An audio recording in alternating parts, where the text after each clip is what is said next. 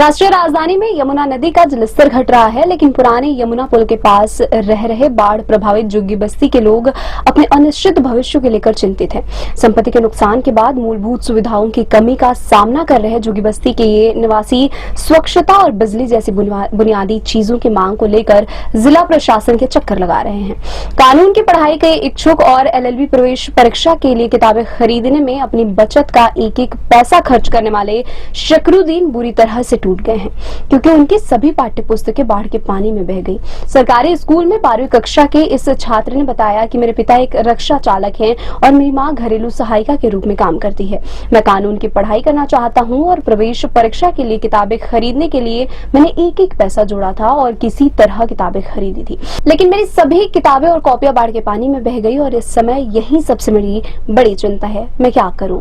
उसने कहा कि मेरा भाई 11वीं कक्षा में है, यहाँ तक कि उसके बैग और किताबें भी बाढ़ के पानी में बह गई। शुक्र है कि हम अपने पहचान प्रमाण पत्र और दस्तावेज बचाने में सक्षम रहे। शकरुद्दीन ने बताया कि 10 परिवारों ने जिला मजिस्ट्रेट कार्यालय जाकर गुहार लगाई, जिसके बाद मंगलवार को प्रशासन ने तंबू लगाए। दिल्ली में बाढ़ का विनाशकारी प्रभाव पड़ा है और 26,000 से अधिक लोगों को उनके घरों से निकालकर सुरक्षित स्थानों पर पहुंचाया गया है।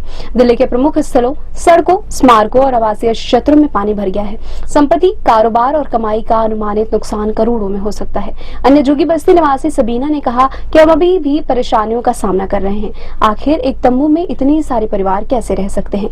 अब तक शौचालय की कोई व्यवस्था नहीं की गई। हम सब खुले में शौच कर रहे हैं। हमारे पास दूसरा विकल्प क्या है? पेयजल की आपूर्ति भी अपर्याप्त है। 3 दशक से अधिक समय पुराने यमुना पुल पर रह रहे संदीप इस बात से नाराज हैं कि मंगलवार तक सरकार की तरफ से कोई मदद सामने नहीं आई। उन्होंने कहा कि मंगलवार दोपहर बाद आखिरकार तंबू लगाए गए और आज यहां उन्होंने बिजली की व्यवस्था की, लेकिन ये मदद एक सप्ताह तकलीफ गुजारने के बाद आई है।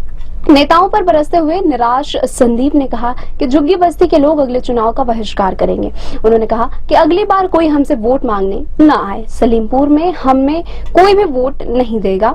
हम जिससे भी मदद की गुहार लगाते हैं वह कहता है कि हमारा इलाका नहीं है, फिर वे चुनाव में प्रचार करने क्यों आते हैं? आज जैसी आपात की स्थिति में वे इलाकों का विभाजन की कैसे सोच सकते हैं? संदीप ने कहा कि उनके मन में हमारे लिए कोई करुणा नहीं है। चुनाव आने पर वे बड़ी बड़ी बातें करते हैं बस।